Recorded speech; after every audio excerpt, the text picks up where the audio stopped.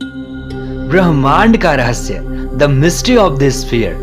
ब्रह्मांड क्या है, ये बना कैसे, इस ब्रह्मांड के रहस्य क्या क्या है, जानेंगे विस्तार से इस पूरे ब्रह्मांड को, जिसमें हम सब जीव जाति सहित पूरा सोलर सिस्टम आता है। नमस्कार दोस्तों, मैं हूं चंदू और ज्ञान स्टार पर आपका स्वागत करता हूं। दोस्तों, ब्रह्मांड क्या है और ये बना कैसे, इस बारे में अभी कोई प्रमाणिक तथ्य हम मानव के पास नहीं है। इस ब्रह्मांड को जानने के लिए मानव बिग बैंग थियरी को शुरुआती चरण मानता है। बिग बैंग थियरी के मुताबिक करीब 140 करोड़ वर्ष पहले एक बड़े पिंड में विस्फोट हुआ, जिसके फलस्वरूप हमारी पृथ्वी, कई ग्रह उपग्रह के साथ इस पूरे सोलर सिस्टम का निर्माण हुआ। लेकिन ये ब्रह्मांड सिर्फ हमारे सोलर सिस्टम तक ही नहीं, ये ब्रह्मांड अनिश्चित है, जिसका कोई निश्चित पता नहीं है। आज इस ब्रह्मांड में कई ऐसी क्रियाएं होती रहती हैं जिससे हम मानव अनजान है, और वैज्ञानिकों का ये कहना है कि धीरे धीरे ये ब्रह्मांड फैलता ही जा रहा है। और अगर ऐसा ही रहा तो मुमकिन है ये ग्रह उपग्रह पूरा सोलर सिस्टम एक ब्लैक होल में समा जाएंगे।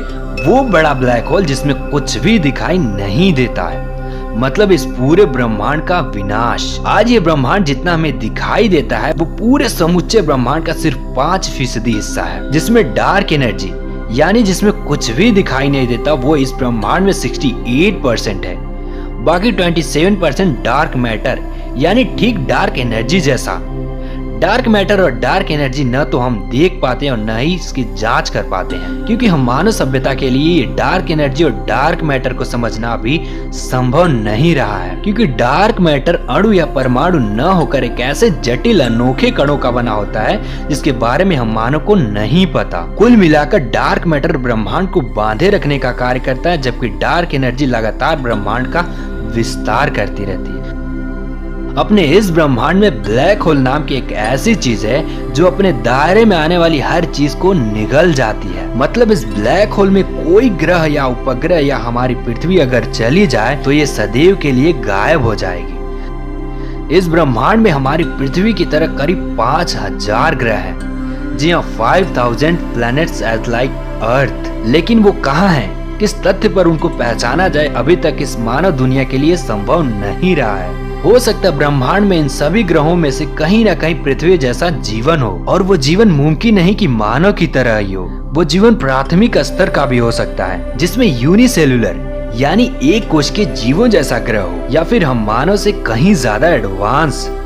ब्रह्मांड के जिस गैलेक्सी में हम रहते हैं उस गैलेक्सी का नाम है मिल्की वे, जिसमें सूर्य सहित बाकी के 8 ग्रह और उनके उपग्रह और इन सारे सितारों सहित पूरा सोलर सिस्टम आता है। जी हाँ, इसी मिल्की में हमारा पूरा सूरज, चांद, सितारे, ये सब कुछ जो हमें दिखाई देता है वो हमारे मिल्की वे में आता है। इस ब्रह्मांड को ज्ञात करने के लिए हम मनुष्य भी ज्यादा उन्नत नहीं है, लेकिन भविष्य के आने वाले दिनों में हम काफी ज्यादा एडवांस्ड होंगे, जिसमें ब्रह्मांड में होने वाली हर एक्टिविटीज को हम जान पाएंगे। ब्रह्मांड में आने वाले भविष्य में कई ऐसी चीजें होंगी जिससे हम मानव अभी अनजान है। हो सकता है भविष्य में हम एक नई दुनिया से संपर्क बनाएं। हो सकता है मनुष्य जाति दूर स्थित एलियन से संपर्क बना ले।